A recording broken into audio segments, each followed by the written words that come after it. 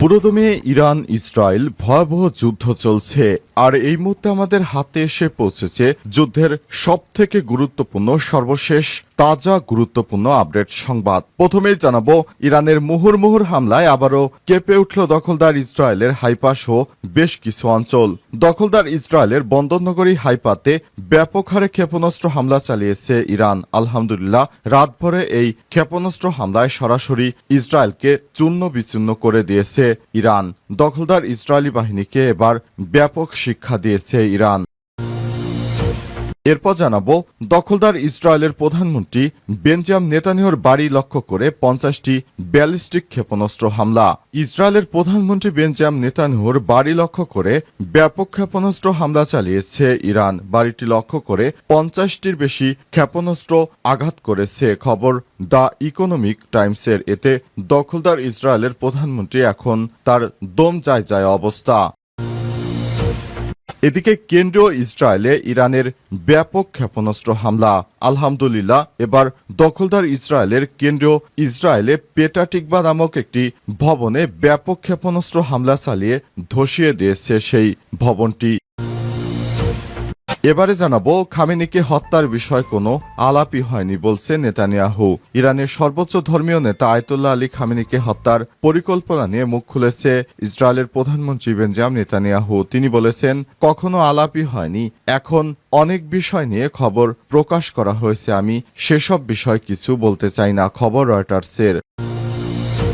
এবং সর্বশেষ জানাবো, বিএনপির দুই গ্রুপের সংঘর্ষ, ওয়ার্ড বিএনপির হাতের কবজি কেটে নিয়ে গেল অপরপক্ষ। ভোলার বোরহানুদ্দিনে বিএনপির দুই গ্রুপের সংঘর্ষে ওয়ার্ড বিএনপির সভাপতি আনিসুর রহমানের বাম হাতের কবজি কেটে ফেলেছে প্রতিপক্ষ। এ সময় আরও বেশ কয়েকজন গুরুতর আহত হয়েছে। বিএনপি ক্ষমতায় আসার আগেই তাদের নেতাকর্মীরাই তাদের কাছে নিরাপদ নয়, তাহলে সাধারণ মানুষ কিভাবে তাদের কাছে নিরাপদে থাকবে? এটি এখন প্রশ্নের বিষয়। প্রিয় দর্শক, এতক্ষণ শুনছিলেন সংবাদ শিরোনাম, এবারে বিস্তারিত। তবে তার আগে বন্ধুরা, অনুরোধ থাকবে এই সংবাদটিতে একটি লাইক দিন। এই চ্যানেলে আপনি নতুন হয়ে থাকলে আমাদের সংবাদটি দেখতে দেখতে চ্যানেলটি সাবস্ক্রাইব করে রাখুন। কমেন্ট করে বন্ধুরা আপনার মূল্যবান মতামত জানিয়ে দিন আপনি বিশ্বের কোন দেশ থেকে বা বাংলাদেশের কোন স্থান থেকে আমাদের সংবাদটি দেখছেন এবং শুনছেন। আর বন্ধুরা, ইরান ইসরায়েল যুদ্ধে আপনি কোন দেশকে সমর্থন করেন কমেন্ট করে জানিয়ে দিন। এবারে বিস্তারিত। ইরানের মুহুর্মুহুর হামলায় আবারও কেঁপে উঠল দখলদার ইসরায়েল।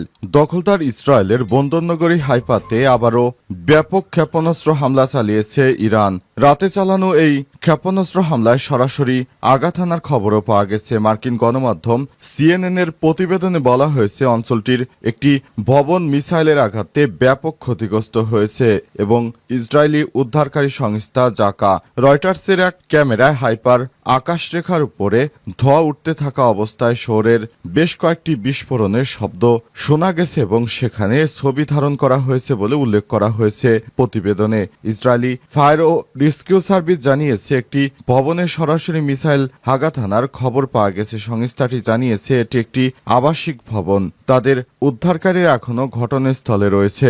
ইসরায়েলি জাতীয় জরুরি সেবা সংস্থা জানিয়েছে, হাইপার মিসাইলের আঘাতে অন্তত 4 জন আবারও নতুন করে নিহত হয়েছে। হতাহতের সংখ্যা আরও বাড়তে পারে। এর আগে ইরান শতাধিক ক্ষেপণাস্ত্র দিয়ে ইসরায়েলে হামলা চালায় বলে দাবি করে ইরানের রাষ্ট্রীয় টেলিভিশন। এর অন্যতম লক্ষ্য ছিল হাইফা এবং তেল আবিব। দখলদার ইসরায়েলি বাহিনীকে শায়েস্তা করতে ইরান একাই যথেষ্ট। একের পর এক হামলায় ধস নেমে যাচ্ছে দখলদার ইসরায়েলের সমস্ত স্থাপনা। নেতানিয়াহুর বাড়ি লক্ষ্য করে 50টি ব্যালিস্টিক ক্ষেপণাস্ত্র ছুড়ল ইরান।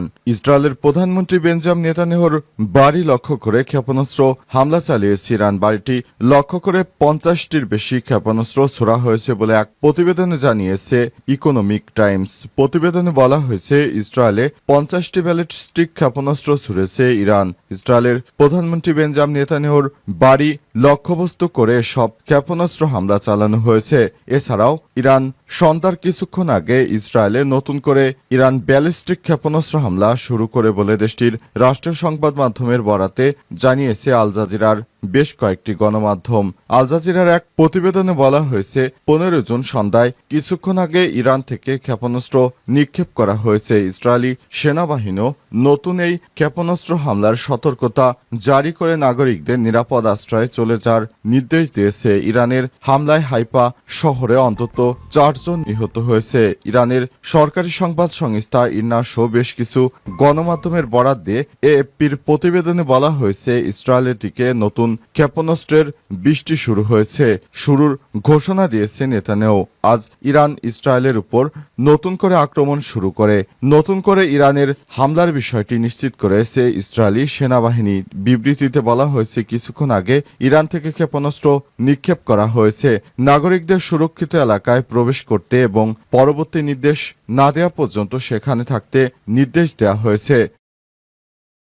এবার কেন্দ্র ইসরায়েলে ইরানের ব্যাপক ক্ষেপণাস্ত্র হামলা। দখলদার ইসরায়েলের কেন্দ্রে পেটাটিকভা নামক একটি ভবনে ব্যাপক ক্ষেপণাস্ত্র দিয়ে হামলা চালিয়েছে ইরান। ইসরায়েল সংবাদ মাধ্যম ওয়াইনেট এর এক প্রতিবেদনে এই তথ্য জানিয়েছে খবর আল জাজিরা। ইরানের চালানো সরাসরি ক্ষেপণাস্ত্র হামলায় ওই ভবনটিতে আগুন ধরে যায়। এতে অন্তত 12 জন আহত হয়েছে।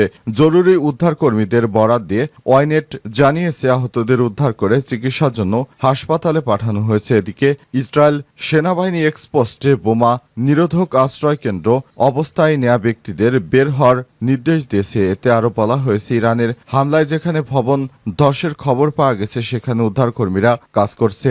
একে একে ইসরায়েলের সমস্ত শহরে ব্যাপক হারে ক্ষেপণাস্ত্র হামলা চালিয়ে যাচ্ছে ইরানের এসব হামলায় দখলদার ইসরায়েলি বাহিনী এখন চুপসে গেছে। তারা প্রথমে মনে করেছিল যে হামলা করলে হয়তো ইরান কিছুই করতে পারবে না, কিন্তু এখন ইরানের মিসাইল বৃষ্টিতে দখলদার ইসরায়েলি বাহিনী ব্যাপক হারে কুপকাত হয়ে পড়েছে। দখলদার ইসরায়েলি বাহিনী কোথায় পালাবে, তারা পালানোর মতো জায়গা খুঁজে পাচ্ছে না। তাদেরকে ধরে ধরে তারপর হত্যা করা হচ্ছে।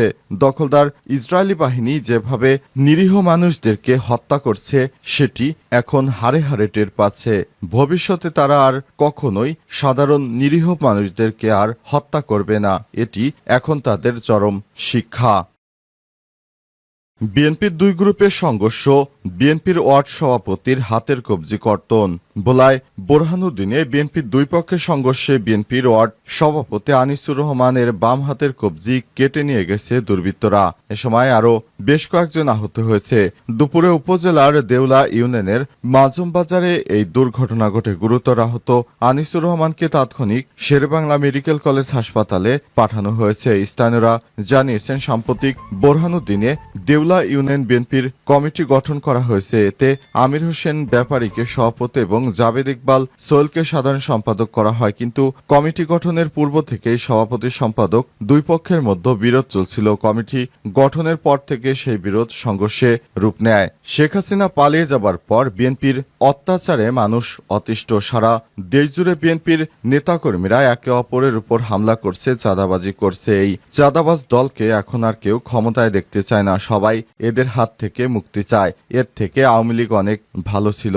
এই জঘন্য দলটি এর আগে একবার ক্ষমতায় এসেছিল। তারা তখন একটানা বাংলাদেশকে দুর্নীতিতে চ্যাম্পিয়ন করেছিল। পৃথিবীতে এত রাষ্ট্র থাকতে তারপরও এই বিএনপি নামক দলটি বাংলাদেশকে দুর্নীতিতে চ্যাম্পিয়ন করেছিল, কিন্তু এখন আর সেটি হবে না। এখন সাধারণ মানুষ অনেক সচেতন। বেশ কয়েক মাস ধরে দখলদার বিএনপি বাহিনীর চরিত্র মানুষ হাড়ে হাড়ে টের পেয়েছে। এখন ভোটের মাঠে সাধারণ জনগণ এই বিএনপিকে ত্যাগ করবে এটি মনে করা হচ্ছে, কারণ তাদের যে অন্যায় অনাচার এত পরিমাণ বৃদ্ধি পেয়েছে যে সাধারণ মানুষ থেকে তাদের নেতাকর্মী কেউই তাদের হাত থেকে রক্ষা পাচ্ছে না।